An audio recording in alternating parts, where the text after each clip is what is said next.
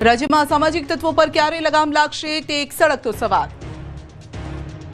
સુરતમાં ફરી એક વખત તસ્કરોએ આતંક મચાવ્યો, જેના કારણે પોલીસના નાઇટ પેટ્રોલિંગ પર સવાલ ઉભા થયા। શહેરના પૂણા વિસ્તારમાં મોડી રાત્રે તસ્કરોએ પાનના ગલ્લાને નિશાન બનાવ્યો।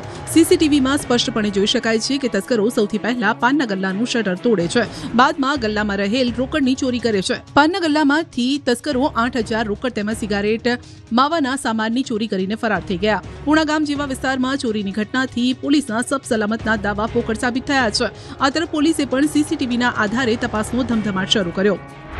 અરવલ્લીના મોડાસામાં ચેઇન સ્નેચરો બેફામ બન્યા છે। મોડાસામાં ભર બજારમાં બાઇક પર આવેલા ચેઇન સ્નેચરો લૂંટને અંજામ આપીને ફરાર થયા।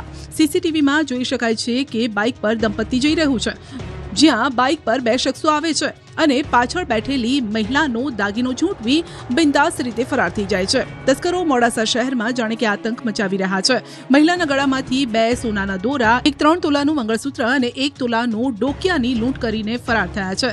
આ તરફ સીસીટીવીમાં કેદ થયેલા 2 ચેઇન સ્નેચરોને ઝડપી લેવા પોલીસે કવાયત હાથ ધરી।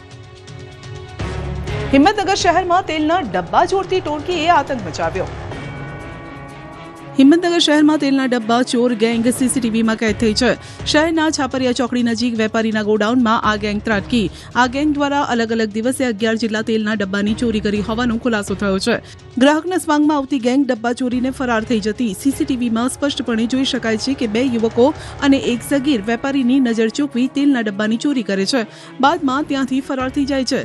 વેપારીને ગોડાઉનમાં ડબ્બા ઓછા થયા હોવાની જાણ થતાં તેણે સીસીટીવી ફૂટેજ ચેક કર્યા, જેમાં ડબ્બાની ચોરીની ઘટના કેદ થઈ। આખરે સમગ્ર ઘટનાની જાણ પોલીસને કરતા જ પોલીસે તપાસનો ધમધમાટ શરૂ કર્યો। પોલીસ તપાસમાં ખુલાસો થયો છે કે આ ગેંગ શહેરમાંથી 50 જેટલા ડબ્બાની ચોરીને અંજામ આપી ચૂકી છે। બંને યુવકો અને સગીર સાથે મળી શાતિરતાથી તેલના ડબ્બાની ચોરી કરતા અને બાદમાં તેને સસ્તા ભાવે વેચી દેતા। પોલીસે ચાંદનગર અને ભાટવાસમાં રહેતા બંને યુવકોની ધરપકડ કરી છે। પોલીસનું માનવું છે કે બંને આરોપીઓની પૂછપરછમાં હજુ પણ મોટા ખુલાસા થઈ શકે છે। શહેરમાં થયેલી અન્ય ચોરીના ભેદ પણ ઉકેલાઈ શકે છે।